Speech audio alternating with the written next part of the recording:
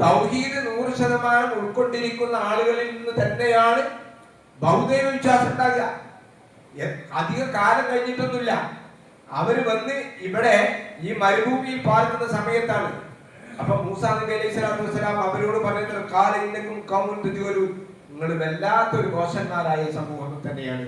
ഇതുപോലെ ഒരു അനുഭവം നമുക്ക് കാണാൻ സാധിക്കും. ഹുനൈൻ യുദ്ധ സമയത്ത് പ്രവാചക സ്വല്ലല്ലാഹു അലൈഹി വസല്ലമയും സഹാബാക്കളും യുദ്ധത്തിന് വേണ്ടി പോകാൻ. അങ്ങനെ അവര് ഒരു മരത്തണലിൽ വിശ്രമിക്കുന്ന സമയത്ത് അവർ പറയുന്നുണ്ട്, അന്ന് പുതുതായി ഇസ്ലാമിലേക്ക് സ്വീകരിച്ചിരിക്കുന്ന ചില ആളുകൾ പറഞ്ഞു, എന്താണ് അപ്പൊ യുദ്ധത്തിന് പോകുമ്പോ പണ്ട് കാലഘട്ടങ്ങളിലെ ആളുകൾ ബർക്കത്തെടുക്കാൻ